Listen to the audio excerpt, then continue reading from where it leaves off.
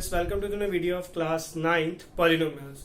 So in the previous video we have discussed with the remainder theorem. So in my opinion the remainder theorem fully will be understood to you. Now coming to the next factor theorem. So basically these two are totally similar only.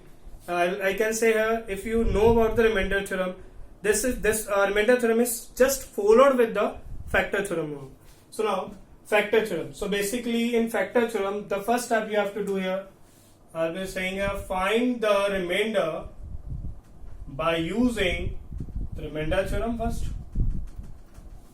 Find the remainder by using remainder theorem, and then if that remainder is equals to 0, I'll be saying in this way, if that remainder Rx, I'll be saying, is equals to 0, I will be saying it's a factor of that whichever polynomial we have given here.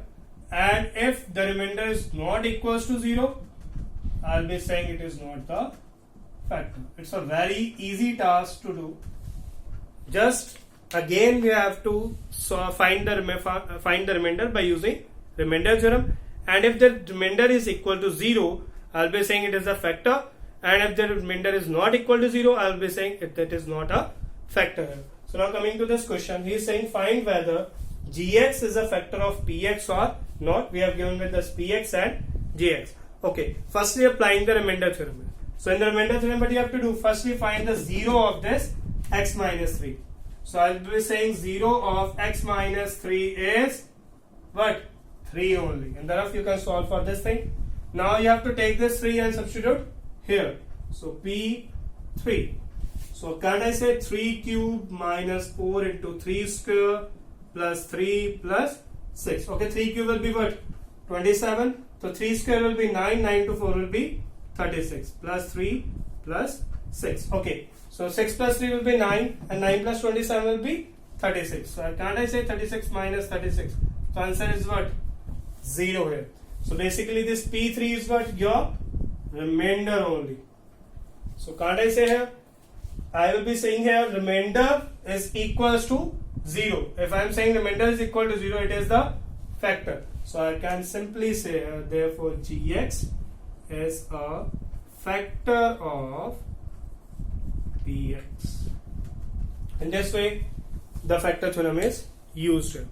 It means when we will be using the factor theorem, it means the remainder given to us is 0. I'm again explaining. If you are using the factor theorem, basically if you are saying here gx is a factor of px, it means when you divide this gx with px, the remainder coming will be 0 at that time. The same concept we have used. First by using the remainder theorem, I have find out the remainder, and this remainder is what? 0. So I'll be saying gx is factor of px. Now coming to the next questions now. So our next question is like in this way. Find the value of k if x plus 2 is a factor of this polynomial. So firstly I will be saying the polynomial px. This is what? Kx square minus root 2x plus 1. And he is saying this one is a factor. So firstly I have to find the 0 of x plus 2. And you know 0 of x plus 2 is what? Minus 2 here. If you are having the positive sign here, the 0 will be in the negative sign. If we are having the negative sign here, the 0 will be positive at that time. So you know you have to take this minus 2 and substitute here. So p minus 2, and this is your what? Remainder. And in you know when we have given that gx is a factor of px in the previous, the remainder will be equals to 0 here. So basically keep in mind, if we have given with the factor, the remainder will be equals to 0 here. So in my opinion this will be clear. Now I will be substituting this minus 2 in x here. So can't I say in this way k x square? X means what? Minus 2 square minus root 2 x. I can write here what? Minus 2 plus 1 equals to what? 0 here. So can't I write in this way? Okay, minus negative square will be positive. So 2 square will be 4. So can't I say 4k? This negative into negative will become positive. So 2 into root 2. Can't I write only 2 root 2 plus 1 equals to 0. So from here we have to find the value of k. It's a very simple thing. Don't confused by using this root 2. It's a very simple. Just write in the simple way only. Okay. So 4k. Okay. This 2 root 2 and 1. These two are what? Positive. Can't I say minus 2 root 2 minus 1? If I will be taking this 4 to the denominator, the value of k will be what? Minus 2 root 2 minus 1 divided by 4. So the value of k is this one. Minus 2 root 2 minus 1 divided by 4. Just leave the answer here. No need further to solve this thing. So this will be our answer here. So in my opinion, this thing will be clear to you. So coming to the next questions now. So our next topic is factorizing quadratic trinomials. I have written here the word trinomials, and quadratic means, so firstly the quadratic means the degree will be 2, which means maximum power is 2. Trinomial we will be having 3 terms here. So how to factorize this trinomials now? So keep in mind what the steps. This I have studied in the class 8th as well. So basically the method we will be using here is splitting the middle term. Splitting the middle term, and I will be discussing also why we are saying it as splitting the middle term, because this middle term is splitted here. Middle term is splitted into 2 parts. That's why I will be saying it as splitting the middle term. So now, how to solve this thing? Firstly, see this y, which means y raised to the power minus 1, y raised to the power 1 only. Firstly, take the coefficient of this y. That one is your sum. The coefficient of y is the sum. And this minus 6 into this one, the first one, basically the coefficient of y square multiply with the constant. So that is your product. So can't I say minus 6 into 1 will be minus 6. So now, you have to find out the two numbers whose sum is minus 5 and whose product is minus 6. Again I am saying here, you have to find out the two numbers whose sum is minus 5 and product is minus 6. So I will be saying here the numbers will be this one, minus 6 and plus 1.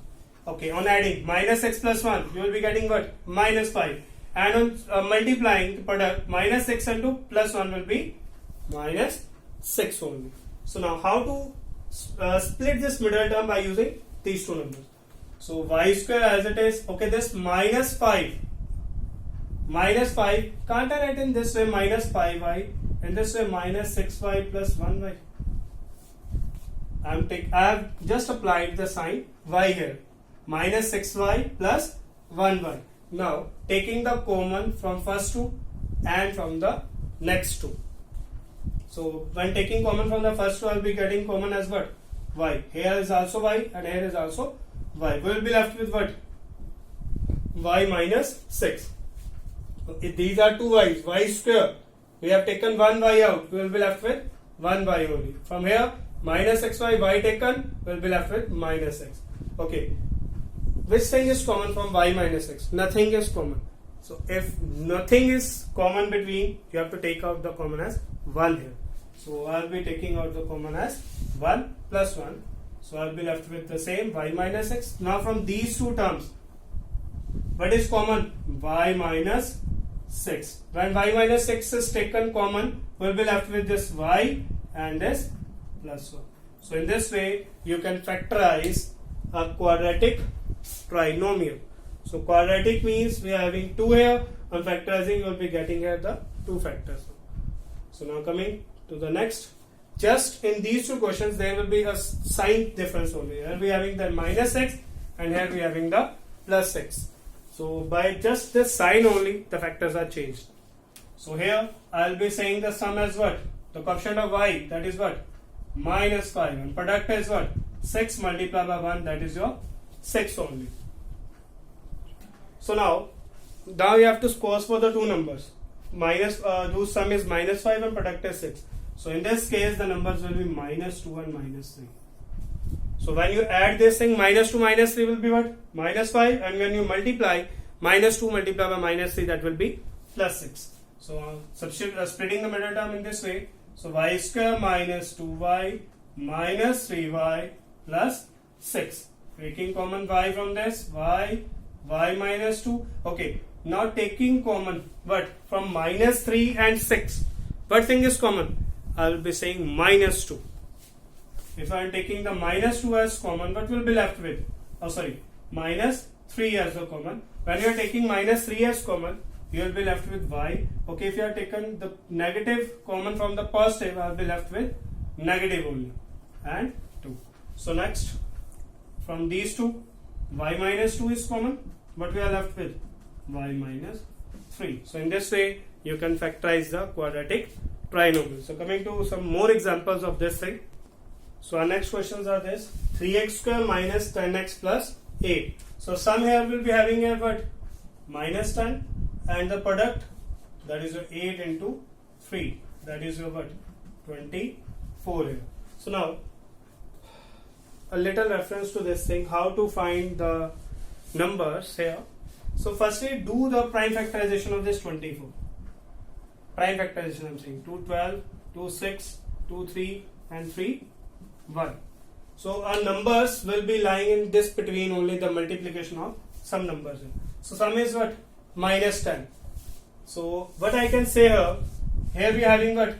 24 here. So we will be left with two cases here. If I will be saying 6 and 4, 6 and 4 here. So basically these should be what? Minus 6 and minus 4 here. So on substituting the values, what will be getting? 3x square minus 10x can be written in this way, minus 6x minus 4x plus 8. When you are adding this minus 6 minus 4, you will be getting minus 10, and when you are multiplying this, you will be getting plus 24. So what's the common from here? 3x. What you are left with? X minus 2. From here, what thing is common? That is minus 4. So you will be left with what? X minus 2 here. When you are taking the negative common from the positive, it will be negative only. So from again both, what thing is common? X minus 2, and here will be having what? 3x minus 4 here. So in my opinion, this will be clear. This will be your factors of this polynomial. So coming to the next. So sum here will be what? Minus 17, the coefficient of x. Product here will be what? Minus 30 into 2. That is your minus 60. So start making the prime factors of this 60. You have to make the prime factors of the product only, not for the sum. So 230, 215, 3, 5 and 5, 1. Okay, so 60. Okay, I will be saying this 2 into 2, 4 into 3 will be 12 and this 5. So in 12 into 5 will be what? 60, and this sum is 70. So our numbers will be what? Minus 12 and minus 5. So minus 12 and minus 5, sum will be minus 17, and a multiplication will be getting minus 60. So now you are seeing here multiplying this thing, minus 12 and minus 5, our answer will be plus 60. Our answer will be what? Plus 60. But here we will be having a what? Minus 60. So these two factors are wrong here. So you have to take some another factors here. So that factors can be in this way. This 4 into 5 will be 20 and 3. So can't I have to say in this way minus 20 and plus 3. So on adding, you will be getting minus 20 and 3 will be minus 17, and minus 20 into plus 3 will be minus 60.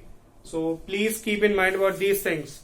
When you are multiplying, just verify whether that numbers are correct or not. So now splitting in this way. So 2x square minus 17x can be written as minus 20x plus 3x minus 30. If you are writing 3x first or minus 20x, no change in answer will come in. So what's the common from this thing?